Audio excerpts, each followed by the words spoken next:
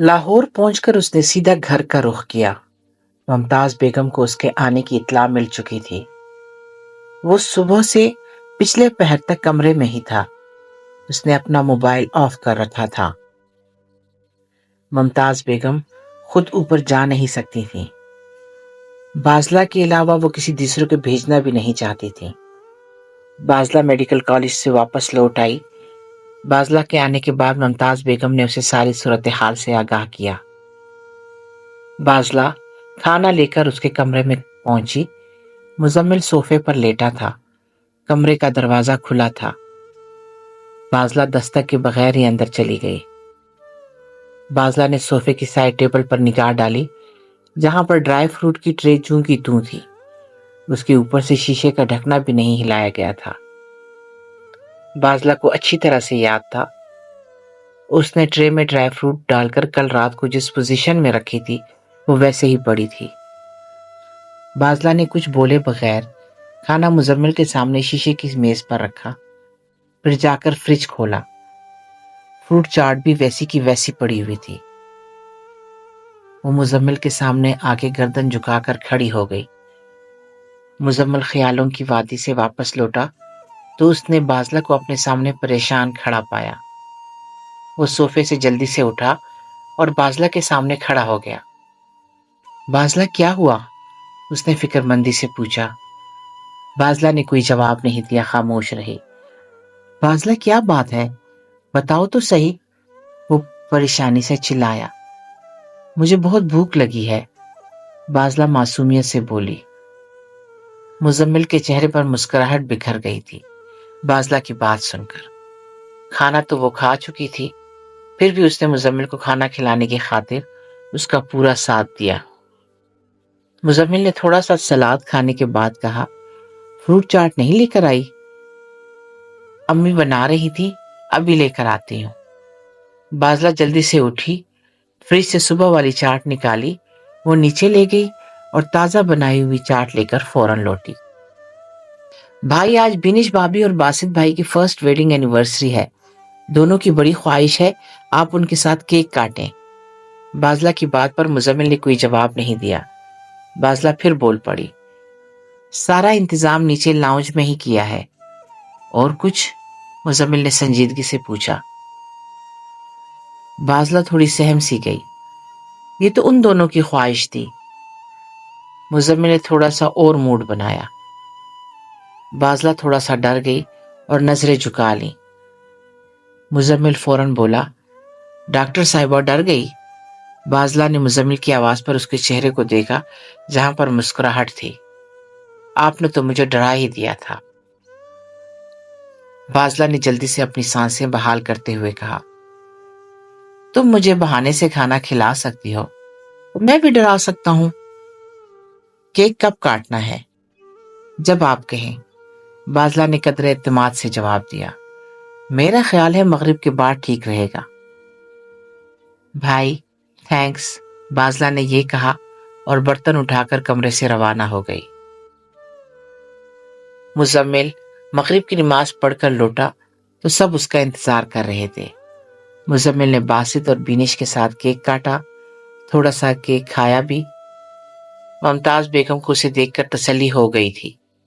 مزمل اوپر جانے لگا تو بازلہ نے آواز لگائی، بھائی۔ مزمل رک گیا۔ وہ چلتے چلتے مزمل کے پاس گئی۔ اس کی گود میں باسط کا بیٹا تھا۔ اسے مزمل کے سامنے کرتے ہوئے بولی، یہ باسط جونیئر ہے، ماشاءاللہ 1.5 ماہ کا ہو گیا ہے۔ پتہ ہے اس کو گھٹی میں نے دی ہے۔ سب کی نظریں مزمل اور بازلہ پر مرکوز تھیں جو دونوں آمنے سامنے کھڑے تھے، اور ان کے درمیان میں بازلہ کے ہاتھوں میں باسط جونیئر تھا۔ میں نے اس کا نام کسی کو نہیں رکھنے دیا۔ میں نے کہا اس کا نام میرے بھائی رکھیں گے۔ بازلہ کی نظریں باسط جونیئر پر تھیں اور مزمل کی بازلہ کے مکھڑے پر۔ مزمل نے اپنی دادی کی طرف دیکھا۔ رکھ دو، تمہارا بھتیجا ہے، ممتاز بیگم نے بھتیجے پر زور دے کر کہا۔ محمد بن باسط، آج سے اس کا نام محمد بن باسط ہے، مزمل نے یہ کہا اور اوپر جانے والی سیڑھیوں کی طرف چل دیا۔ مزمل بیٹا، ممتاز بیگم نے میٹھی آواز میں کہا، بھتیجے کو منہ دکھائی تو دو۔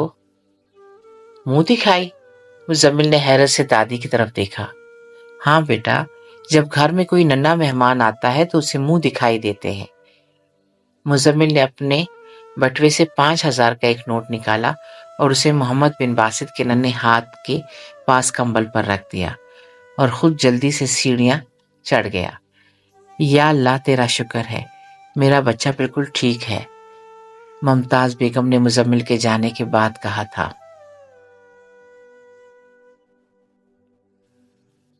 اللہ کا شکر ہے، اب ماہم آپی آپ بالکل ٹھیک ہیں، مومنہ نے جواب دیا۔ بازلہ نے مومنہ کو کال کی تھی۔ سو رہی ہیں کیا؟ بازلہ نے نرم شگفتہ لہجے کے ساتھ پوچھا۔ نیند کہاں ہے ان کی آنکھوں میں، گھر جانے کی ضد کر رہی ہیں، مومنہ نے انسیت سے جواب دیا۔ ڈاکٹروں کو ڈسچارج کر دینا چاہیے، آپریشن کو 24 گھنٹے سے زیادہ کا وقت ہو گیا ہے، میں نے بھی ان سے یہی کہا تھا۔ آپ بھی 8 بجے تک رک جائیں، 8 بجے ڈاکٹروں کا راؤنڈ ہے، وہ آپ کو ڈسچارج کر دیں گے۔ پھر کیا بولے ماہم آپی؟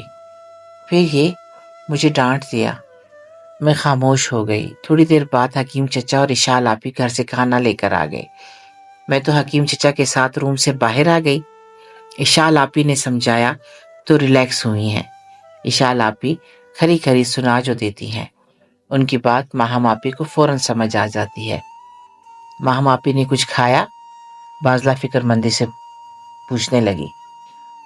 کہاں یار، کل سے تھوڑا سا جوس پیا ہے، ایک دن میں ہی آپی کا منہ نکل آیا ہے، آنکھوں کے نیچے ہلکے محسوس ہو رہے ہیں۔ اب اشال آپی کی ڈیوٹی لگائی ہے کہ امی کا بھیجا ہوا سوپ ہی پلا دیں۔ تم سناؤ مزمل بھائی کی؟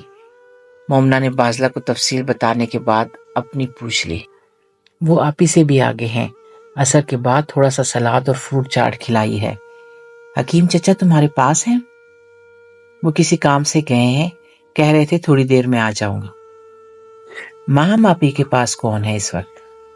تم بھی کمال کرتی ہو بازلہ، کتاب کا سوال بھولتی نہیں اور باتیں بھول جاتی ہو۔ بتایا تو تھا اشال آپی ہیں۔ اچھا، غصہ کیوں کر رہی ہو؟ بازلہ نے ہنستے ہوئے کہا۔ مجھے تم پر پہلے ہی بڑے غصے ہیں، ماہم آپی کہتی ہیں، بازلہ کو دیکھو کتنا پڑھتی ہے۔ بینش باجی کی سنو تو بازلہ نے سارا گھر سنبھالا ہے۔ اشال آپی، دیکھا اس دن بازلہ نے کیسا زبردست جوڑا بنایا تھا، اور تو اور میری خود کی امی وہ بھی کہتی ہیں بازلہ بڑی اچھی بچی ہے۔ مومنہ اپنی بہن کو بھول کر خود ہی بازلہ پر گرج برس رہی تھی۔ موبائل کی دوسری طرف بازلہ اس کی باتوں پر مسکرا رہی تھی۔ بازلہ نے مسکراتے مسکراتے اپنا چشمہ اتار کر صاف کیا۔ تھینک گاڈ، تمہارے منہ پر اسمائل تو آئی۔ اشال نے ماہم کو سوپ پلانے کے بعد ایک لطیفہ سنایا تھا۔ راؤنڈ ہونے والا ہے، آپ یہ برتن وغیرہ سمیٹ لیں، نرس نے آ کر اطلاع دی تھی۔ اشال نے فوراً سارا سامان اٹھا لیا تھا۔ ڈاکٹر نے ماہم کو حسب توقع ڈسچارج کر دیا تھا۔ ایک جونیئر ڈاکٹر نے فائل پر ساری تفصیل لکھنے کے بعد ماہم سے کہا، مس ماہم، میں نے ساری ڈیٹیل اس میں لکھ دی ہے، آپ پڑھ لیجئے گا۔ ڈاکٹر نے فائل بائیں ہاتھ میں لہرائی اور اس کے بعد ٹیبل پر رکھ دی۔ ڈاکٹر جانے لگا تو ایکسکیوز می ڈاکٹر صاحب، کوئی پرہیز وغیرہ؟ اشال نے پوچھا۔ پرہیز تو ایز سچ کوئی نہیں، بس چند دن سیڑھیاں نہیں چڑھنی، ڈاکٹر نے الفاظ کو چبا چبا کر کہا۔ سیڑھیاں سن کر اشال نے مسکراتے ہوئے ماہم کی طرف دیکھا۔ ڈاکٹر چل پڑا تو اشال نے فٹ سے پوچھا، ایکسکیوز می ڈاکٹر صاحب، کھانے میں کیا؟ ڈاکٹر نے عجیب نظروں سے اشال کو دیکھا۔ اس کے بعد اس نے بیڈ ٹیبل پر پڑی ہوئی فائل اٹھائی اور کہنے لگا، اس میں ساری ڈیٹیل لکھ دی ہے، ایک ضروری سوال تو آپ بھول ہی گئیں، ٹانکے کب تک کھل جائیں گے؟ ڈاکٹر نے اشال کے ہی انداز میں اسے کہا، مس ماہم، 2 دن بعد آپ نے چیک اپ کے لیے آنا ہے، آپ کے سٹیچز بھی ساتھ ہی نکال دیں گے۔ ڈاکٹر نے اشال کی نسبت ماہم سے انتہائی شائستگی سے بات کی تھی۔ ڈاکٹر کے جانے کے بعد ماہم مسکرا پڑی، جبکہ اشال غصے سے ڈاکٹر کو دیکھ رہی تھی۔ اشال، غصہ تھوک دو اور میری بات کان کھول کر سن لو۔ مجھے ہر حال میں اپنے روم میں جانا ہے۔ مجھے نہیں پتا کیسے، یہ تمہارا مسئلہ ہے، صرف تمہیں پتا ہے۔ ڈاکٹر نے مجھے سیڑھیاں چڑھنے سے منع کیا ہے۔ واہ جی واہ، یہ جو باہر تمہاری سسٹر ہے یہ پاگل نہیں ہے بلکہ ڈاکٹر بن رہی ہے۔ تمہاری امی جی بھی اتنی سیدھی نہیں کہ جو سٹوری میں سناؤں گی وہ اسی پر یقین کر لیں۔ امپاسبل ماہم چودھری، امپاسبل، یہ ناممکن ہے۔ بیگ صاحب، میں نے سال پہلے بھی کہا تھا، آج بھی کہہ رہا ہوں، آپ نے محبت کے چکر میں اپنا ایک قیمتی سال ضائع کر دیا۔ جتنا وقت آپ نے محبت کو دیا ہے اتنا آپ بزنس کو دیتے تو سال میں کہاں سے کہاں پہنچ جاتے۔ اب بھی واپس لوٹ آئے۔ ماہم چودھری کسی قیمت پر آپ کو نہیں مل سکتی۔ دماغ خود ہی ویگ صاحب کو سمجھا رہا تھا۔ مزمل موونگ چیئر پر بیٹھا ہوا وال کلاک دیکھ رہا تھا۔ چیئر کے موو کرنے کے باوجود بھی مزمل سال پہلے والی جگہ پر ہی بیٹھا تھا۔ وقت کی گردش بھی اسے ماہم کے قریب نہ کر سکی۔ ناممکن صرف وہ ہے جسے انسان ناممکن سمجھتا ہے۔ دل نے دبے لفظوں کے ساتھ اپنی بات کا آغاز کیا۔ دماغ نے سنا تو زور کا کہکہ لگایا اور ہنستے ہنستے بولا، تم ناممکن کو ممکن کر کے دکھاؤ مسٹر ہارٹ، تمہیں تمہارے ہاتھ پر بیت کر لوں گا۔ نہ دل کچھ کر سکتا ہے اور نہ ہی دماغ، جب تک انسان خود نہ کچھ کرنا چاہے۔ دل نے اپنی گزارشات پیش کی۔ مسٹر ہارٹ، لیکچر مت دو، سلوشن بتاؤ۔ دماغ نے دل پر طنز کیا۔ مزمل صاحب، دعا کرو دعا۔ دل دماغ کی بجائے مزمل سے مخاطب ہوا۔ دل کی بات سن کر مزمل کو یاد آیا اس نے اب تک عشاء کی نماز بھی ادا نہیں کی۔ مومنا، نماز پڑھ لی تم نے؟ مریم نے سختی سے پوچھا۔ پڑھ لی ہے امی جی، مومنا نے تھکے ہوئے انداز سے بتایا۔ اتنی جلدی؟ مریم بی بی نے روکھے لہجے میں کہا۔ امی جی، نماز ہے نا، تراویح تھوڑی ہے۔ مومنا، عشاء کی نماز میں بھی تم ٹائم فجر جتنا ہی لگاتی ہو۔ امی جی، اب یہ مت کہہ دیجیے گا، بازلا تو عشاء سے فجر تک عشاء ہی پڑھتی رہتی ہے۔ بکو مت، جب سے تمہیں میڈیکل کالج میں داخلہ ملا ہے تمہارے پر نکل آئے ہیں۔ مریم بی بی نے مومنا کے کندھے پر ہلکا سا تھپڑ مارتے ہوئے کہا۔ امی جی، تایا جی کی طرف سے کوئی بھی آپی کا پتہ کرنے نہیں آیا، آپ نے تو مجھ سے فون بھی کروایا تھا۔ مومنا، حکیم صاحب اور گلاب خان کے ہوتے ہوئے تیرے تایا جی کی ضرورت نہیں، وہ تو انہیں اطلاع دی تھی، بعد میں اعتراض کرتے اپنوں کے ہوتے ہوئے بیٹی کو غیروں کے ساتھ اسپتال لے گئی۔ ابھی تھوڑی دیر پہلے تیرے تایا جی کا فون آیا تھا، کل آ رہے ہیں، ماہم کا پتہ بھی کریں گے اور شادی کی تاریخ بھی مانگیں گے۔ شادی کی تاریخ؟ مومنا کو کرنٹ سا لگا اپنی ماں کی بات سن کر۔ وہ جلدی سے بولی، آپ نے آپی سے پوچھا؟ ہاں، اس نے کہا ہے جو وہ تاریخ مانگیں گے دے دیجیے گا، مریم بی بی نے کرب سے بتایا۔ امی جی، گستاخی معاف، میرے کالج سے تھوڑا سا آگے مینٹل ہاسپٹل ہے، وہاں آپی کا چیک اپ کرواتی ہوں۔ تم اپنی بکواس بند کرو، مریم بی بی نے تلخی سے جواب دیا۔ امی جی، ایک بات کہوں، ان کی محبت گونگی بہری نہیں، ہم سب گونگے بہرے ہیں، 3 گھرانے سب کے سب گونگے بہرے بنے ہوئے ہیں۔ مریم بی بی نے غور سے مومنا کو دیکھا۔ آپ خود ہی کہتی ہیں میں بچی نہیں ہوں، آپ کا کیا خیال ہے؟ آپ مجھے اور اشال آپی سے خود کہیں گی کہ ماہم کو تم دونوں سہارا دے کر اس کے کمرے میں چھوڑ آؤ۔ آپ نے کبھی سوچا ہے اگر یہ بات 3 گھروں سے نکل کر معراج کے 300 گھرانوں تک پہنچ گئی تو پھر کیا ہوگا؟ لوگ باتیں بنائیں گے، آپی کی عزت خاک میں مل جائے گی، وہ بدنام ہو جائیں گی، پھر کون کرے گا ان سے شادی؟ مزمل بیگ کرے گا تمہاری آپی سے شادی۔ اللہ کو پتہ نہیں کیا منظور ہے۔ سال بھر ہو گیا بینش کی شادی کو، اس کے بیٹا بھی پیدا ہو گیا، اور تیری آپ ہی بدنام نہ ہوئی۔ امی جی یہ آپ کیا کہہ رہی ہیں؟ مومنہ نے حیرت سے کہا۔ ٹھیک کہہ رہی ہوں، میرا اختیار صرف اتنا تھا کہ میں اس رشتے سے انکار کر دوں۔ وہ اختیار بھی تمہاری بہن نے مجھ سے چھین لیا ہے۔ اپنا اختیار وہ استعمال کرتی نہیں، پھر کیسے اس شرابی سے جان چھوٹے گی؟ بہشتی تیرے ابو نے ہمیشہ تندرستی اور عزت کی دعا مانگی تھی۔ ایک بار مجھ سے کہنے لگے، مریم، بدنامی اور بیماری دونوں ہی بری چیزیں ہیں، پر بدنامی جو ہے یہ بیماری سے بھی زیادہ بری چیز ہے۔ بیماری کے بعد تو شفا مل جاتی ہے، بدنامی کے بعد تو شفا بھی نہیں ملتی۔ میں نے سوچا تھا بدنام ہوگی تو تیرے تایا جی رشتہ توڑ دیں گے، تب مزمل بیگ سے نکاح کروا دوں گی۔ لگتا ہے تیرے ابو کی دعائیں کام آ رہی ہیں، ورنہ اس دور میں تو منٹوں میں ساری دنیا میں خبر پھیل جاتی ہے۔ سیریسلی میں آپ کو بھی سمجھ نہیں پائی۔ آپ ہی 1 سال سے ایک لڑکے کو دیکھ رہی ہیں، آپ کو پہلے دن سے سب کچھ پتا ہے، آپ پھر بھی خاموش ہیں کیوں؟ یہ بھی تو غلط بات ہے۔ میں نے کب کہا کہ یہ صحیح ہے؟ ہم گوشت پوش کے انسان ہیں، صرف اس کی رحمت کا ہی آسرا ہے۔ جہاں تک ان دونوں کی بات ہے، انہوں نے تو آج تک ایک دوسرے سے بات بھی نہیں کی۔ آج کل کے لڑکے تو ہاتھ پہلے پکڑتے ہیں اور بعد میں بات کرتے ہیں۔ بات نہیں کی تو سب جائز ہو گیا؟ مومنہ نے تھیکے انداز میں پوچھا۔ مومنہ، مجھے بھی تیری سمجھ نہیں آ رہی، تیرے یہ چھپتے ہوئے سوال۔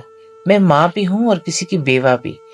میں تو صرف اتنا چاہتی ہوں میری بیٹی اپنی محبت بھی نہ ہارے اور اس کا باپ بھی جیت جائے۔ سچ کہوں تو میں اگر ماہم کی جگہ ہوتی تو کب کا انکار کر دیتی، یہ کہہ کر بچپن کی منگنی تھی۔ کبھی کبھی تو مجھے لگتا ہے ماہم بڑی عقل والی ہے، اور کبھی تمہاری طرح پاگل ہی لگتی ہے۔ امی جی، میں بھی نہیں چاہتی کہ آپ ہی کی شادی شمون سے ہو۔ میں نے تو پہلے دن سے مزمل بھائی کو آپ ہی کے لیے پسند کر لیا تھا۔ تو پسند کرے تو ٹھیک، میں پسند کروں تو غلط؟ پتہ نہیں امی، کیا غلط ہے اور کیا صحیح۔ اللہ کرے کسی بھی طرح ماہم آپ ہی کی شادی مزمل بھائی سے ہو جائے۔ آمین، مریم بی بی نے گہری سانس کے ساتھ کہا تھا۔ یہ غلط ہے، غلط ہے، غلط ہے۔ مزمل گاڑی ڈرائیو کر رہا تھا، اس کا دماغ اسے مسلسل کہہ رہا تھا، بیگ صاحب آپ غلط کر رہے ہو، مت جاؤ معراج کے، میں پھر کہہ رہا ہوں۔ مسٹر برین، عجیب باتیں کر رہے ہو، ان کا آپریشن ہوا ہے، مزمل صاحب کو جانا چاہیے۔ بیماری میں دوائی وہ کام نہیں کرتی جو ایک نظر کر جاتی ہے، مزمل صاحب کی ایک نظر مرہم کا کام کرے گی۔ محترمہ، ماہم جی فوراً ٹھیک ہو جائیں گی۔ دل نے اپنے دلائل پیش کرتے ہوئے ماہم کا نام انتہائی عقیدت و احترام سے پکارا تھا۔ دل اور دماغ کی باتوں میں ماڈل ٹاؤن سے معراج کے کا سفر تمام ہوا۔ مزمل نے گاڑی اپنی فیکٹری کے ساتھ پارک کی اور نظریں جھکائے مسجد میں داخل ہو گیا۔ نماز کے بعد اجتماعی دعا کے بعد اس نے ماہم کی صحت یابی کے لیے پھر سے ہاتھ اٹھائے۔ یا اللہ، ماہم کو وہ صحت عطا فرما جس کے بعد بیماری نہ ہو۔ مزمل نے مختصر سی دعا کی۔ حکیم صاحب اسے دیکھ رہے تھے۔ مزمل نے منہ پر ہاتھ پھیرا اور اٹھ کر چل دیا۔ مسجد کی سیڑھیوں پر پہنچ کر نگاہ اٹھائی، وہ سامنے کھڑکی میں کھڑی تھی، پورے چاند کی چاندنی کی طرح۔ جس طرح پورے چاند کی چاندنی کھڑکی سے اندر جھانکتی ہے، بالکل ویسے ہی وہ کھڑکی سے باہر جھانک رہی تھی۔ اس کا مکڑا چاند ہی کی طرح سفید تھا، اجلا دھلا ہوا۔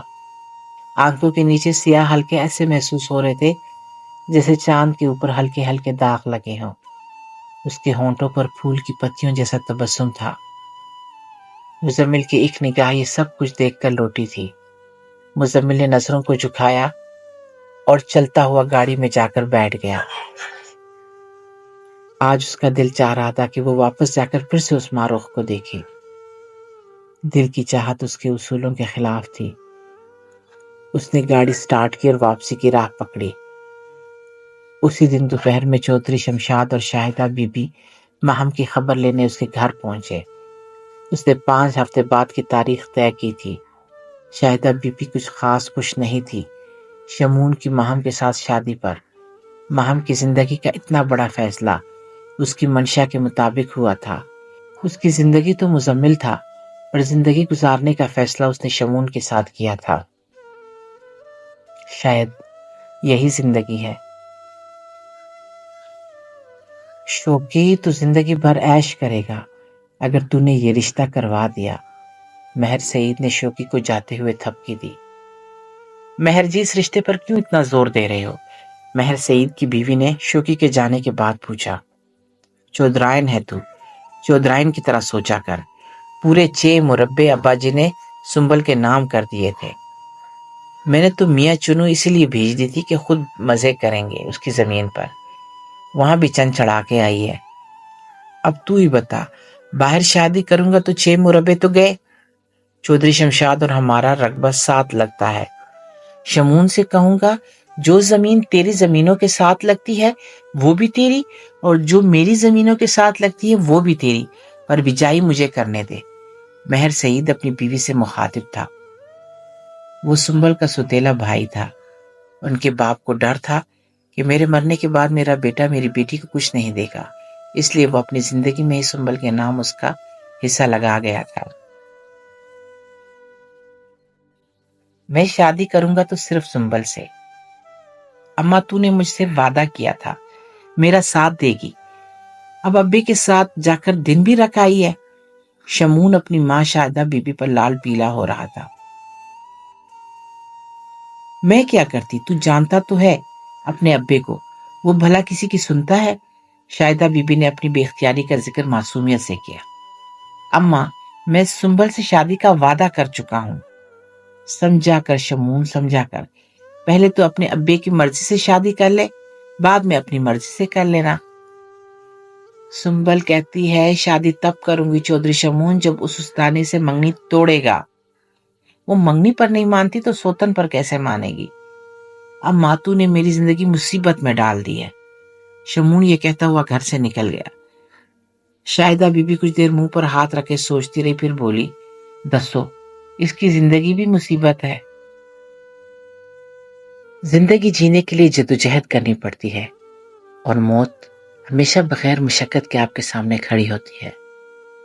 ماہم نے اشال کو جواب دیا۔ وہ اس کی تیمارداری کے لیے آئی تھی۔ یعنی تم یہ کہہ رہی ہو کہ لائف اس ونڈو کی دوسری طرف ہے اور ڈیتھ روم کے اندر ہمارے سامنے؟ اشال نے کھڑکی کی طرف دیکھ کر کہا۔ نہیں، میری زندگی تو کھڑکی سے نیچے مسجد کے زینوں پر کھڑی ہوتی ہے، مجھے جینے کی امید دلاتی ہے، اور 24 گھنٹوں کے لیے غائب ہو جاتی ہے۔ میں اگلے 24 گھنٹے اس لمحے کے انتظار میں گزار دیتی ہوں۔ ماہم وال کلاک کی طرف دیکھ کر اپنے دل کا حال بتا رہی تھی۔ اشال، میری زندگی 8 گھنٹے بعد مسجد کے زینوں پر کھڑی ملے گی، پھر مجھے اگلے 24 گھنٹوں کے لیے آکسیجن مہیا کر کے چلی جائے گی۔ ماہم نے ٹھنڈی سانس بھری جو اپنے بیڈ پر لیٹی ہوئی تھی۔ اشال اس کے سامنے کرسی پر بیٹھی ہوئی۔ اشال، تمہیں یاد ہوگا جب تم نے مجھے گاڑی سے اترتے ہوئے مزمل کے بارے میں بتایا تھا؟ ہے تو ڈف اینڈ ڈم، پر ہے خوبصورت۔ میں نے اسے دیکھا، اسی لمحے اسے دل دے بیٹھی۔ پتہ نہیں اس میں کیا خاص بات تھی۔ شادی کی تقریب کے دوران میں اسے ہی دیکھتی رہی۔ کل صبح وہ ہمارے گھر آیا تھا ابا کے ساتھ۔ میری اس سے مختصر سی بات بھی ہوئی تھی۔ اس نے ہماری طرف چائے بھی پی تھی۔ اشال نے یہ بتایا ہی تھا، ماہم کے جسم میں بجلی دوڑ گئی۔ وہ درد کے باوجود اٹھ کر بیٹھ گئی۔ کیا بات ہوئی تھی؟ ماہم نے بےتابی سے پوچھا۔ نتھنگ اسپیشل، دراصل ہم دونوں کا ایک پرانا رشتہ ہے۔ کیسا رشتہ؟ اس بار ماہم نے تشویش سے پوچھا۔ وہ پھر کبھی بتاؤں گی، میرے پاس اس کا نمبر ہے، بات کرو گی؟ ملاؤں نمبر؟ نہیں، ماہم نے 2 ٹوک کہہ دیا۔ ماہم، بات کرنے سے ریلیشن مضبوط ہوتے ہیں، اشال نے جانچتی نگاہوں سے دیکھتے ہوئے بتایا۔ ماہم کے ہونٹوں پر مسکراہٹ ابھری۔ تو کیا گونگے بہروں میں رشتے مضبوط نہیں ہوتے اشال؟ میری جان، خاموشی کی بھی ایک زبان ہوتی ہے۔ ماہم مائی ڈیئر، تم زبان رکھتی ہو پھر یہ ڈف اینڈ ڈم سے محبت کیوں؟ میں نمبر ملاتی ہوں، اسے سب کچھ کہہ دو جو تمہارے دل میں ہے۔ جب میں اسے دیکھتی ہوں تو نظروں ہی نظروں میں میرے دل کی ہر بات اس کے دل میں اتر جاتی ہے۔ ماہم نے یقین کامل سے جواب دیا تھا۔ اشال نے سنا تو ہلکا سا کہکہا لگایا۔ مجھے تو تم جولیٹ جیسی لگ رہی ہو۔ مزمل کی خبر لیتی ہوں وہ رومیو ہے کہ نہیں۔ اشال نے یہ کہا اور مزمل کا نمبر ملا دیا۔ بیپ ہو رہی تھی۔ اشال نے موبائل کا سپیکر اوپن کر دیا۔ ہیلو، مزمل نے کال ریسیو کی۔ مزمل، میں اشال بات کر رہی ہوں۔ اشال کون؟ اشال انصاری۔ اشال نے انصاری پر زور دے کر کہا۔ جی اشال فرمائیں، مزمل نے بے تاثر لہجے میں پوچھا۔ میں ماہم کے پاس گئی تھی اس کی طبیعت کا پوچھنے کے لیے۔ اشال نے اتنا کہا اور خاموش ہو گئی۔ دوسری طرف سے بھی خاموشی تھی۔ مزمل، ہیلو مزمل، آپ سن رہے ہیں؟ میں ماہم کے پاس گئی تھی۔ میں جان چکا ہوں آپ ماہم کے پاس گئی تھی، مزمل نے سرد لہجے میں دھیرے سے کہہ دیا۔ اس کی خیریت نہیں پوچھیں گے؟ اشال نے سوالیہ انداز میں پوچھا۔ آپ تو ایسے ریلیکس ہیں جیسے کچھ ہوا ہی نہ ہو۔ ماہم کا آپریشن ہوا ہے۔ اشال، آئی نو، ماہم کا آپریشن ہوا ہے، مزمل نے بے فکری سے جواب دیا۔ میں کنفیوز ہوں، یہ کیسی محبت ہے؟ اشال نے حیرانی کے ساتھ ہلکا طنز بھی کیا۔ اشال، سوری ٹو سے، میں نے آپ سے کب کہا کہ میں ماہم سے محبت کرتا ہوں؟ اور جہاں تک اس کی طبیعت کی پوچھنے کا سوال ہے، مجھے پتا ہے وہ اب بالکل ٹھیک ہے۔ آپ کو پریشان ہونے کی کوئی ضرورت نہیں ہے۔ آپ کو کس نے بتایا؟ اشال نے جلدی سے پوچھا، ماہم کی طرف دیکھتے ہوئے۔ بتایا تو کسی نے نہیں، بس میرا دل مطمئن ہے۔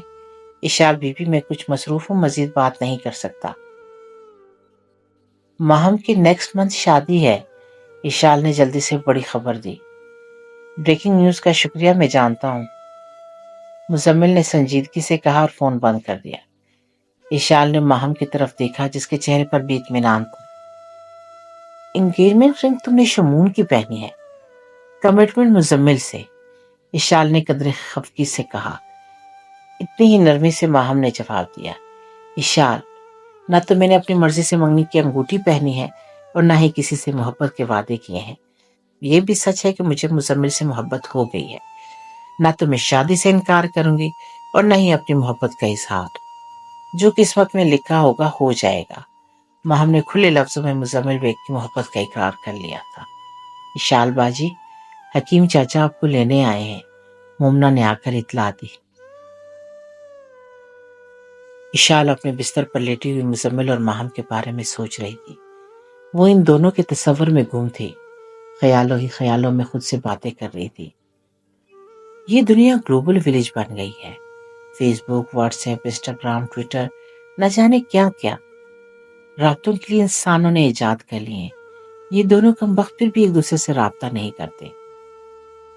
سال سوا سال سے بس ایک دوسرے کا فیس ہی دیکھے جا رہے ہیں۔ اشال اپنے بستر سے اٹھ کر بیٹھ گئی۔ کمرے کا دروازہ کھلا ہونے کے باوجود اس نے دانت پیستے ہوئے دھیمے سروں میں خود کلامی شروع کر دی۔ پاگل ہیں دونوں، پاگل۔ سال 2020 شروع ہونے والا ہے اور یہ دونوں 1857 والی محبت کر رہے ہیں۔ مانچسٹر جا کر اگر کسی کو یہ کہانی سناؤں تو لوگ کہیں گے چل جھوٹی، میں ہزار کوشش کر لوں مزمل کبھی بھی ماہم کا نہیں ہو سکتا۔ شمون یہ کبھی نہیں ہونے دے گا۔ ماہم میری فرینڈ ہے، میں اس کے ساتھ تو ہوں، مگر میں کیا کر سکتی ہوں؟ میں مزمل کو بتا دیتی ہوں کہ شمون کتنا خطرناک آدمی ہے۔ اشال بیٹی، دودھ پی لو۔ اشال نے پلٹ کر دیکھا، حکیم صاحب دودھ کا گلاس تھامے اس کے پیچھے کھڑے تھے۔ اشال نے تکیے کے پاس سے اپنا دوپٹہ اٹھایا اور جلدی سے اسے اوڑھتے ہوئے کھڑی ہو گئی۔ معاف کرنا بیٹی، دروازہ کھلا تھا، میں بغیر دستک دیے اندر آ گیا، حکیم صاحب نے اشال کی بوکھلاہٹ دیکھ کر کہا۔ ابا میں خود لے لیتی، آپ نے کیوں تکلیف کی؟ اشال نے خود کو نارمل ظاہر کرنے کی کوشش کی۔ اشال بیٹی، ماہم میرے مرحوم دوست ماسٹر محمود کی بیٹی ہے، دوسری طرف مزمل بھی اپنا ہی بچہ ہے، کچھ فیصلے وقت کرتا ہے، تم بھی انتظار کرو اگلے مہینے تک۔ اگلے مہینے کی 21 تاریخ طے پائی ہے، حکیم صاحب نے اشال کو دودھ کا گلاس تھمایا اور وہاں سے چلے گئے۔ کچھ سمجھ نہیں آ رہا، کیا کروں؟ وہ اپنی دادی کے سامنے بے بسی کی تصویر بنا بیٹھا تھا۔ پچھلے 1 سال میں آج پہلی بار اس نے اپنے دل کی بات اپنی دادی سے کی تھی۔ محبت بڑے مہنگے دام میں ملتی ہے مزمل بیٹا، اور موت مفت میں تو دام دینے کو بھی تیار ہوں۔ یہ سمجھ نہیں آ رہا دام دوں تو کس کو دوں؟